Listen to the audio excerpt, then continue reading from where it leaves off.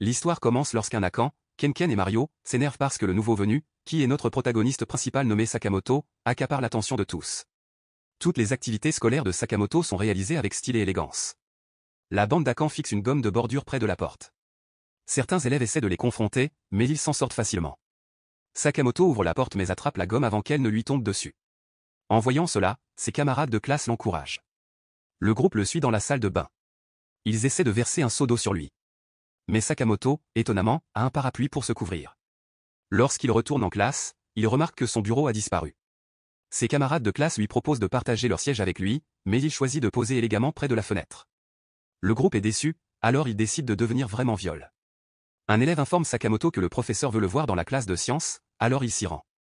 À l'intérieur, il est accueilli par la bande d'Akan, qui suggère à tour de rôle comment l'humilier. Akan décide de prendre une photo de Sakamoto ayant l'air effrayé. Cependant, sa cigarette prend feu et, dans la panique, il découvre qu'ils sont piégés dans la pièce. Tout le monde panique, sauf Sakamoto, qui reste calme. Il commence alors à s'approcher du feu de manière répétée. Le groupe pense qu'il essaie d'éteindre le feu avec ses mouvements, alors ils le rejoignent. Mais Sakamoto faisait simplement du bruit, pour que les enseignants en bas le remarquent. Il prend la responsabilité de l'incident et laisse le groupe derrière lui. Cependant, il le voit maintenant sous un jour différent. Le lendemain, Sera montre aux filles ses photos de mannequins dans un magazine, mais malheureusement elles ne sont pas intéressées. Il se rend compte que Sakamoto est le centre d'attention, alors il complote pour l'écraser pendant la classe. Sakamoto se lève pour répondre à une question, lorsqu'il essaie de s'asseoir, Sera renverse sa chaise, mais Sakamoto ne tombe pas. Comme prévu. Il essaie à nouveau pendant le PS et Sakamoto esquive toutes ses attaques.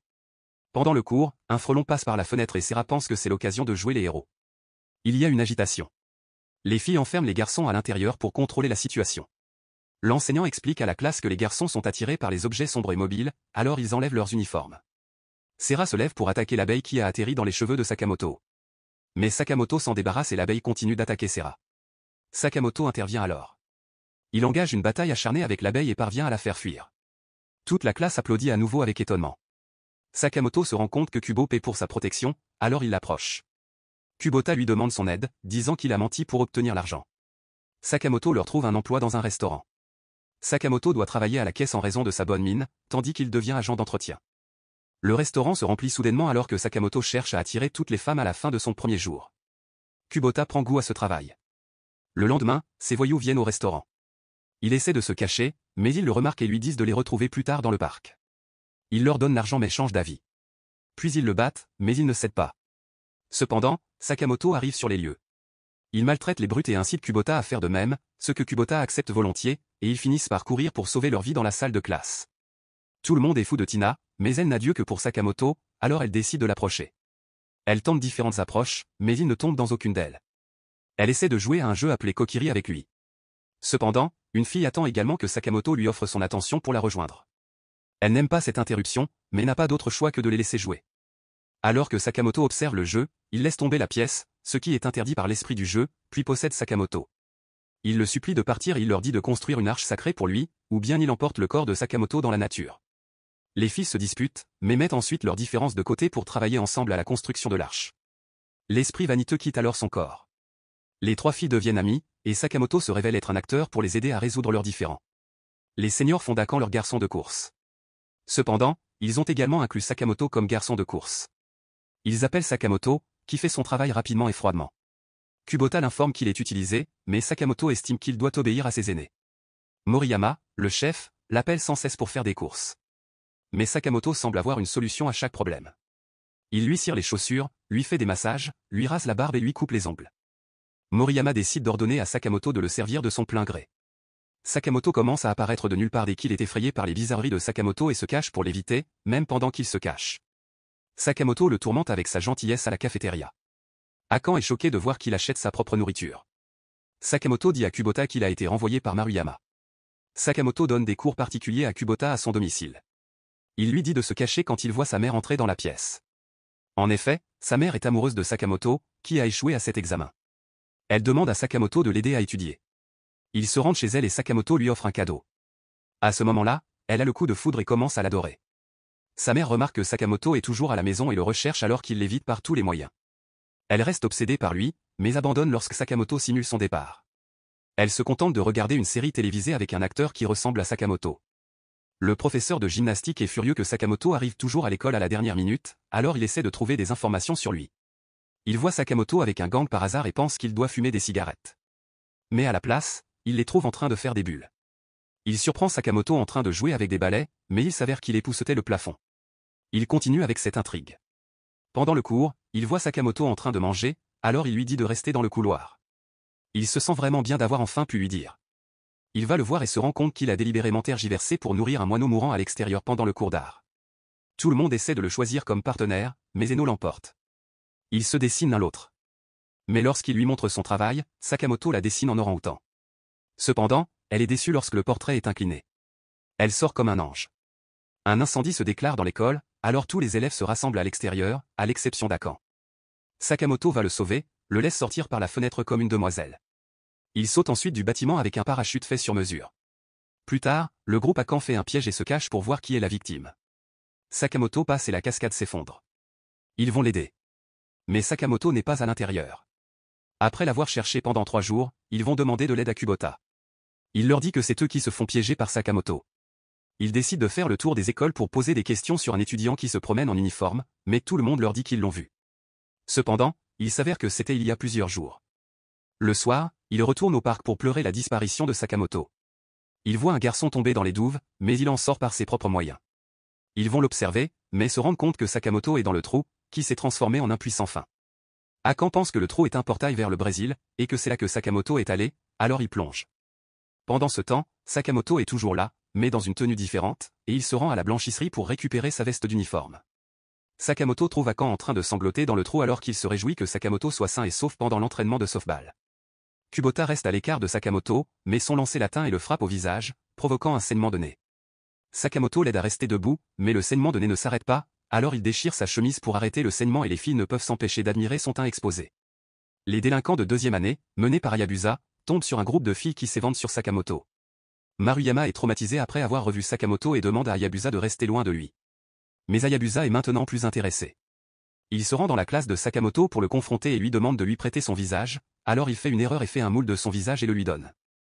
Les filles se précipitent sur lui pour obtenir le moule du visage de Sakamoto, alors il le casse et dit à Sakamoto de le rencontrer après la classe. Les laquais de Hayabusa décident de s'assurer que Sakamoto se présente, ils prennent donc ses chaussures et d'autres biens, laissant à chaque fois une note disant qu'il peut les récupérer auprès de Hayabusa. Frustré par le fait que Sakamoto trouve un moyen de contourner chaque situation, il rase les cheveux de Kubota pour le mettre en colère. Il va à la rencontre de Hayabusa, mais alors qu'ils sont sur le point de se battre, un officier les arrête.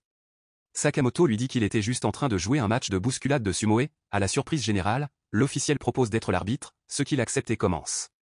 Le combat commence avec Sakamoto qui s'évanouit. Hayabusa devient sérieux, mais Sakamoto le contre. Le combat dure un certain temps, et ses subordonnés décident de l'aider à gagner. Mais il les arrête. Il leur dit qu'il préfère mourir plutôt que de gagner avec une méthode sournoise. Sakamoto lance un coup spécial, alors Hayabusa continue son attaque. Sakamoto le pousse dans un taxi qui apparaît soudainement. Il lui révèle que le geste spécial était de héler le taxi. Il s'excuse auprès de Sakamoto, mais il les emmène s'excuser auprès de Kubota. Au lieu de cela, il lui offre quelques paquets en guise d'excuse. Puis Kubota, leur mère, prépare le dîner pour le groupe. Sakamoto, la déléguée de classe, est attirée par lui, mais se contente de prendre des photos de lui en cachette quand elle en voit. Elle remarque qu'un poltergeist le suit. Elle va lui dire, mais s'arrête car elle devra lui montrer les photos qu'elle a prises en secret. Le fantôme pousse une serpillière derrière lui, mais Sakamoto la promène avec style dans le couloir. Plus tard, elle s'approche de lui et lui demande s'il a vécu quelque chose d'étrange. Sakamoto commence à parler de choses tout à fait normales. Mais à ce moment-là, elle remarque quelque chose dans le lavabo de la salle de bain. Elle est surprise de voir le cheveu noir, mais Sakamoto le ramasse rapidement pour l'utiliser comme une extension pour que les cheveux de Kubota repoussent. Il lui dit que Sakamoto accepte que tout soit normal et l'encourage à s'ouvrir à lui. Plus tard, elle trouve Sakamoto en train de jouer au sumo, alors elle sort son appareil photo et capture le moment lorsqu'elle revoit les photos. Elle remarque que le fantôme essayait de faire passer un message. Elle les imprime rapidement et court vers lui pour lui montrer que le fantôme essaie de lui dire qu'elle l'aime bien. Sakamoto lui demande de l'aider, mais elle ne sait pas quoi faire. Elle va le voir en faisant des copies de son visage pour qu'il réponde au fantôme. Les copies disparaissent, ainsi que Kubota, son extension. Et depuis ce jour, le fantôme n'apparaît plus sur ses photos. Mais la bande d'Akan n'est pas autorisée à entrer dans la section pour adultes pour louer un CD 18+, alors qu'il planifie une stratégie. Sakamoto entre dans la salle pour louer un film ordinaire pour ses devoirs. Il le remarque et retire rapidement le film qu'il espérait louer. Il lui demande de les aider à louer le leur en échange de la restitution du film qu'il voulait. Sakamoto accepte le marché et enlève sa veste d'uniforme. Sakamoto parvient à entrer dans la pièce peu après être parti avec de nombreux CD. Il lui montre le chemin pour éviter d'être pris. Le plan se déroule bien, mais Ena remarque sa présence et alerte immédiatement les autres filles. Sakamoto écarte rapidement les CD interdits et danse pour les distraire avant d'apporter les disques au comptoir du magasin. Le patron vient l'interroger lorsqu'il voit qu'il porte les vidéos explicites. Sakamoto parvient à se faire passer pour un adulte. Il montre sa montre coûteuse pour tromper le commis, qui abandonne. Dehors, il tend les CD à Akan et part. Mais le groupe se sent coupable parce que Sakamoto ne faisait que les louer, alors ils finissent par les rendre à l'école. Sarah conspire avec certains élèves pour que Sakamoto échoue en sport. Lors de la course au pain, ils fatiguent intentionnellement leur pain au début de la course. Sakamoto prend la tête, mais son pain est trop serré. Alors il se fait raccrocher au nez. Il commence à rouler jusqu'à ce qu'il se libère. Il partage ensuite son pain avec les autres concurrents qui n'ont pas réussi à faire tomber le leur lors de la partie suivante. Sakamoto grimpe au sommet de la tour, mais on lui fait intentionnellement perdre l'équilibre. Cependant, il profite aussi de la situation pour se montrer super cool. Les comploteurs décident de se rendre, mais Sera ne l'accepte pas. Lors de la course suivante, Sera attache ses lacets, ce qui le fait trébucher à tort. Sakamoto décide de courir comme un animal à quatre pattes et parvient à couvrir l'écart. Il maltraite le groupe de délinquants qui se réunit pour parler du festival. Une rencontre fortuite suggère d'inviter Sakamoto. Mais Murakami s'y oppose lorsqu'il parle de Sakamoto.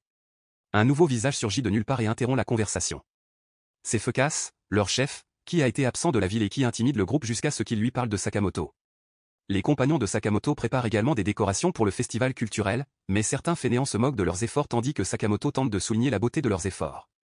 Les fainéants, très en colère, quittent la classe et sont abordés par un baiser à l'extérieur. Plus tard dans la journée, les filles découvrent que leurs décorations ont été détruites. Sakamoto est dénoncé, fouillé et battu dans toute l'école. Les fainéants lui reprochent d'avoir gâché les décorations. Sakamoto est poursuivi par la mafia parce qu'il y a une récompense sur son avis de recherche. Il court vers le théâtre, où il est acculé.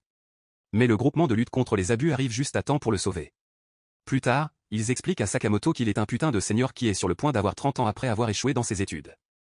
Il lui explique qu'il invente des jeux à chaque fois qu'il vient à l'école, et que ces jeux sont destinés à effacer celui qu'il vise, c'est-à-dire lui cette fois-ci. Sakamoto retourne en classe, mais les fainéants rendent tout le monde méfiant à son égard. Il part et revient pour démasquer les fainéants comme les vrais coupables. Il tente de saboter le plan de décoration, mais Sakamoto les aide à se démoraliser et, plus tard, ils avouent leur crime. La classe s'amuse et le plan de Fukas finit par échouer. Le professeur dit à Kubota, sa mère, que ses notes se sont améliorées. Il fait remarquer que ce doit être l'influence de Sakamoto, qui est devenu son ami. Le lendemain, Kubota a un rhume et ne va pas à l'école. Sa mère est ravie que Sakamoto soit à nouveau à portée de main. Elle s'habille et Kubota met son uniforme et va à l'école pour être proche de Sakamoto. Elle admire chacun de ses mouvements.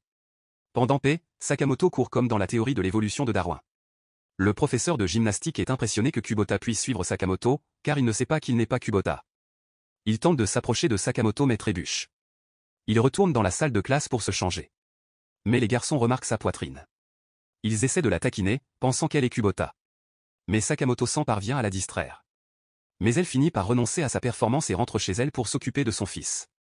Ce sont les vacances de Noël, mais Sakamoto est vu en train de faire du bénévolat. Des hommes l'invitent à une fête. Cependant, il ne sait pas ce que cela signifie. Il lui révèle alors qu'il s'agit d'une rencontre sociale et il accepte de les accompagner pendant la fête. Ils se présentent tout comme des étudiants universitaires. Les filles remarquent que Sakamoto porte un uniforme de lycéen, elles leur disent donc qu'il fait du cosplay pour masquer son âge. Alors que le groupe discute de ses objectifs, Sakamoto leur dit qu'il s'intéresse à la recherche naissante. Les garçons proposent le jeu, mais Sakamoto redevient progressivement le centre d'attention. L'un des garçons, Ryu, décide alors d'opter pour le chant. Les filles se tournent alors vers lui et l'autre garçon devient jaloux, si bien qu'il abandonne la musique. Sakamoto prend l'initiative en jouant du saxophone sur son bras. Les garçons réalisent maintenant qu'il est leur véritable concurrent. Il commande des boissons pour tout le monde. Il donne à Sakamoto une boisson très froide qui va affecter sa voix. Mais ils ne le remarquent pas. Et ils lui disent de chanter pour s'humilier. Sakamoto choisit une chanson classique. En chantant, il attire l'attention des femmes de l'autre côté de la pièce. Sakamoto décide de partir car la salle est devenue bondée. Toutes les femmes le suivent, laissant les deux hommes derrière elle.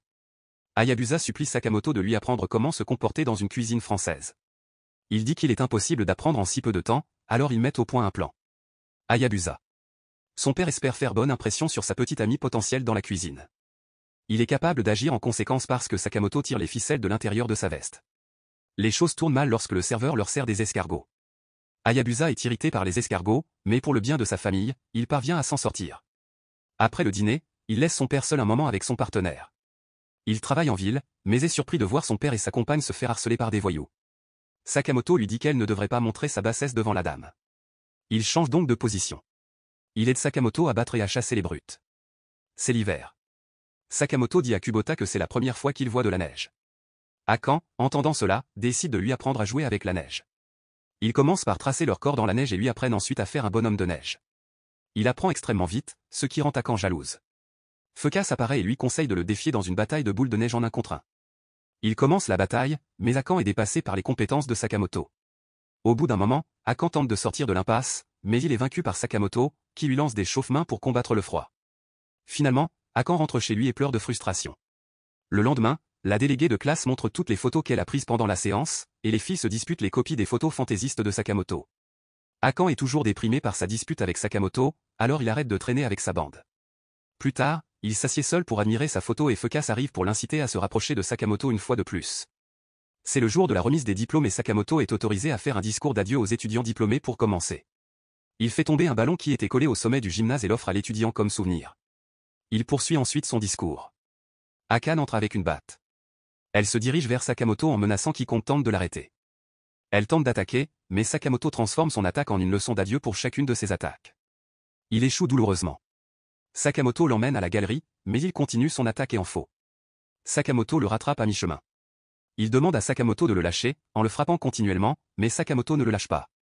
Il parvient à faire passer tout cela pour un élément de son spectacle et reçoit une ovation pour sa performance. Hayabusa décide d'affronter Fuckface, qui ne veut pas être diplômé, mais Sakamoto leur présente une meilleure idée. Ils font un acte honteux sur Fuckface devant toute l'école.